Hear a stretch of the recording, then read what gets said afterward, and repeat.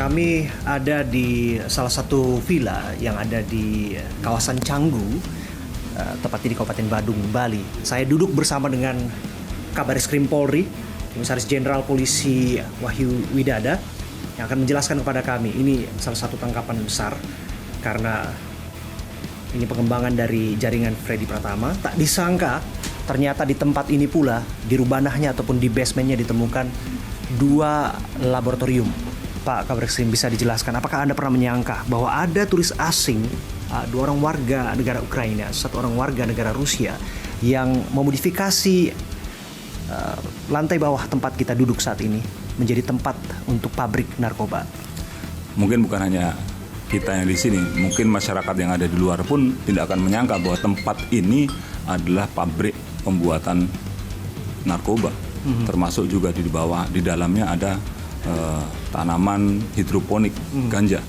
Karena kalau kita lihat bentuknya dari luar sama semua. Betul. Tetapi di sisi lain mereka melakukan upaya langkah-langkah untuk melakukan modifikasi terhadap vilanya ini. Nah, artinya ini kan di tengah wilayah yang padat penduduk. Betul. Itu pun bisa menjadi sasarannya. Kita nggak pernah menyangka seperti ini. Tapi inilah satu keberhasilan dari kita semua untuk bisa mengungkap ini. Bisa dibayangkan kalau ini tidak kita ungkap, bagaimana kalau ini berkembang menjadi lebih besar lagi. Kenapa mereka barang-barang bisa masuk sini? Salah satu, kalau barang yang masih sifatnya bahan-bahan ini kan kalau belum dicampur kan belum ada yang mengandung apa-apa, sehingga bisa masuk melalui aplikasi jual beli online. Betul. Mesin juga bisa didatangkan begitu saja, karena mesin yang ada di sini juga mirip dengan yang kita temukan di Sunter.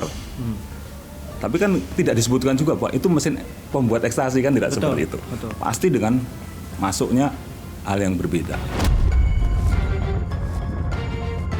Bagaimana keterkaitan kasus ini dengan pengembangan kasus Freddy Pratama, Escobar Indonesia, yang hingga pada saat ini masih terus dicari keberadaannya? Ini berangkat dari yang punya kaitan dengan Freddy Pratama sebenarnya sih LM, yang buronan kita yang kabur dari Sunter dulu. Bukan kabur, pada saat kita gerbek Sunter, dia lari ke Bali. Itu yang punya kaitan dengan Freddy Pratama.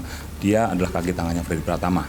Nah, jadi kalau kita lihat, ya jaringan di sini masih ada hubungan dengan Freddy Pratama. Kita sedang berusaha untuk sama-sama dengan Direktorat Narkoba, dengan teman-teman kita kerjasama juga dengan pemerintah Thailand untuk bisa memulangkan Freddy Pratama.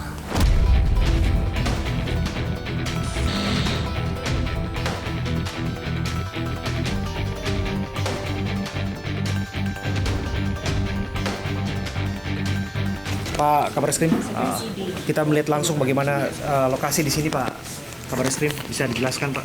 Ya, ini adalah lokasi villa di mana kita menemukan pabrikan. Ya. Ada 2. Ya. Ini agak unik karena satu sintetis, satu alami. Oke. Ya, sintetis kita lihat ada mepedron, ada juga ada ganja di sini. Nah, kita lihat ini adalah barang-barang yang untuk membuat tanaman ganja, untuk menumbuhkan tanaman ganja melalui hidroponik. Ini adalah alat-alatnya, dan kalau kita lihat dari nanti kita juga ada cara, ini sebenarnya kita terlihat bahwa sudah betul-betul didesain. Ruangan ini sudah didesain dari awal untuk membuat pabrik ini. Jadi boleh kita lihat bersama desainnya, Pak Wahyu?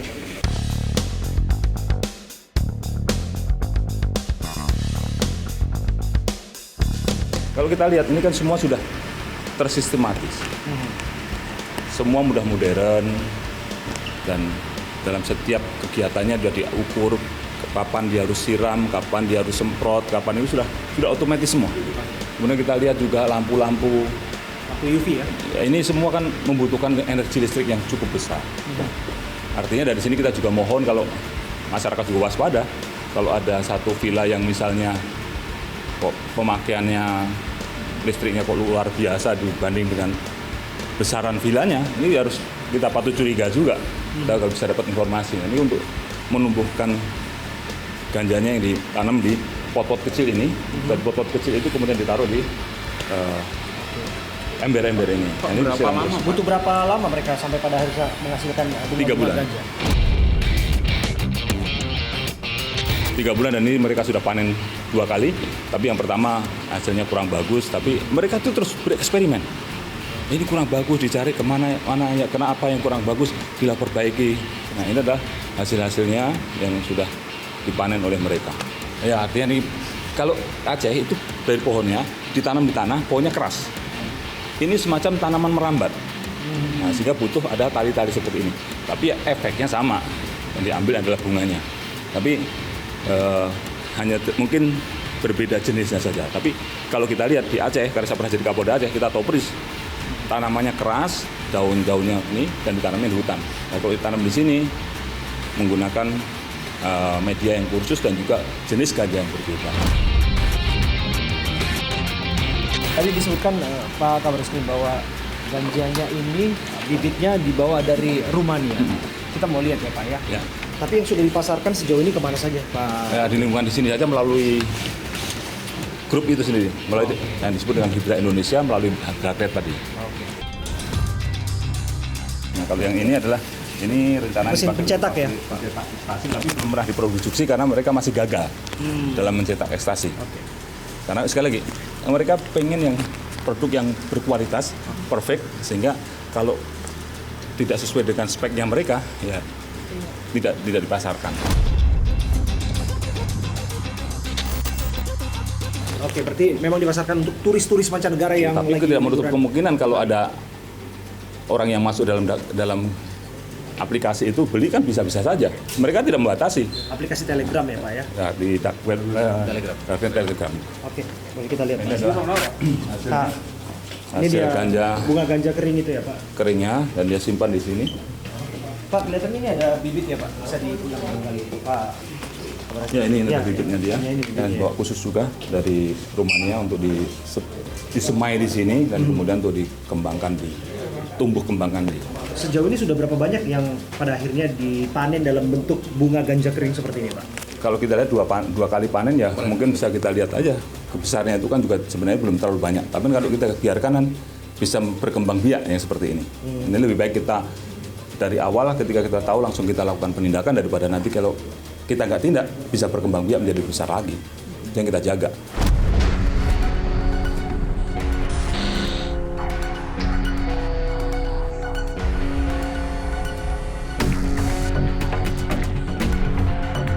Kami dengar Pak, bahan-bahannya ini juga dibawa dari China ya Pak? Bukan dibawa, dibeli melalui online. Ada beli dari online. Tapi kan barang-barang ini kalau beli online itu kan bisa beli karena dia belum dicampur. Yang tidak boleh kan dia dicampur. Ini juga masih ada mesin-mesin yang sudah dipakai, ada mesin baru. Makanya dia selalu berusaha untuk mengimprovisasi, untuk membuat hal-hal yang baru, untuk membuat barang-barang ini menjadi lebih bagus hasilnya. Bisa dijelaskan sedikit Pak, ini bahan dasar untuk pembuatan ekstasi ini jenis apa sih sebenarnya? Yang jelas ada amfetaminnya, disuruh kandung amfetamin. Termasuk juga penjualannya di grup Telegram menggunakan Hydra Indonesia. Ini berbagai peralatan yang mereka miliki untuk buat. Kalau kita lihat ini semua struktur, kemudian penyiapan ada aluminium foilnya di atas, lampu-lampu ini kan menunjukkan bahwa memang menunjukkan bahwa ini dipersiapkan. Kita nggak tahu kalau ini berhasil, tidak terungkap, ya kita nggak tahu ke depan nanti. Jangan sampai berkembang biak. Total berapa barang bukti yang diamankan untuk dari pabriknya ini sendiri Pak? Kalau dari Kami pabriknya dengar sampai ini 520 kilo ya Pak? 520 kilo adalah bahannya. Kalau yang sudah dalam bentuk ganja sekitar 10 kilo, kemudian juga sabu ada 6 kilo, kemudian ada beberapa lagi, ada hasis juga di situ, ada kokain di situ. Tapi yang masih dalam bentuk bahan itu baik cair maupun padat sekitar 526 kilogram. Ada 3 tersangka ya Pak, ya warga negara Ukraina Pak? Ada 4 tersangka di sini, 2 warga negara Ukraina, 1 warga negara Rusia, dan 1 lagi warga negara Indonesia. Tapi masih ada juga yang sedang kita kejar karena udah kabur. Berarti mereka ini seorang profesional pembuat barang-barang terlarang atau seperti apa Pak? Kalau kita lihat dari APD-nya semua ya memang mereka Terlatih ya, Pak? memang mereka punya kemampuan untuk itu. Untuk itu. Dan mereka mungkin cari makannya juga dari situ. Pak, ini kan katanya ini adalah hasil surveillance pengembangan dari lab yang ada di Sunter. Jadi apakah ini sebetulnya memang satu jaringan begitu Pak dengan jaringan Freddy Pratama sendiri? Ya, masih ada kaitannya ketika dari Sunter ada orang yang ketika itu belum bisa kita tangkap sedang keluar. Kemudian oleh anggota dilakukan penyelidikan, dilakukan surveillance, dilakukan pendalaman karena ada informasi dari kembali kita kerjasama dengan teman-teman bea cukai, kita kerjasama dengan teman-teman imigrasi. Akhirnya kita lakukan langkah-langkah untuk bisa mengungkap ini. Ya pelan-pelan, butuh keuletan dan lain sebagainya. Pak Kabar Eskrim, ini dari saya terakhir Pak ya. Kalau kita lihat kan ini kan turis asing 2 dari Ukraina, 1 dari Rusia. Yang mana ini adalah tempat wisata, mereka menggunakannya untuk lab narkoba. Pesan apa yang disampaikan dari penggerbekan yang dilakukan oleh anak-anak buah Anda, Pak? Ya, kita berharap bahwa kita semua bisa mengawasi orang asing boleh datang ke Indonesia, tetapi jangan membuat rusak bangsa Indonesia. Kita sama tetap akan melakukan penegakan hukum, akan melakukan penindakan secara tegas. Ketika dia akan merusak bangsa Indonesia, karena kita berharap 2045 Pak Presiden sudah menyampaikan akan menjadi Indonesia emas. Kita bonus demografi di tahun 2030. Nah, kalau anak-anak kita dirusak dengan seperti ini, dan Bali ada tempat wisata, jangan sampai nilai-nilai budaya, nilai-nilai kultur, tradisi yang ada di Bali ini rusak oleh hal yang seperti ini. Ini harus kita pertahankan nilai-nilai budaya di Bali ini yang masih sangat masih sangat luar biasa terjaganya. Jangan sampai ini terkooptasi oleh hal yang seperti ini. Kita jaga sama-sama dan saya berharap ini menunjukkan juga bahwa siapapun boleh datang, tapi mari kita awasi sama-sama. Bukan berarti dia boleh di sini bebas-bebasnya dengan melakukan pelanggaran hukum, tapi kita juga harus bisa membatasi ruang gerak mereka supaya tidak melakukan tindakan-tindakan yang melanggar hukum. Wawancara saya dengan Kabar Eskrim Polri, Komisaris Jenderal Polisi Wahyu Widara.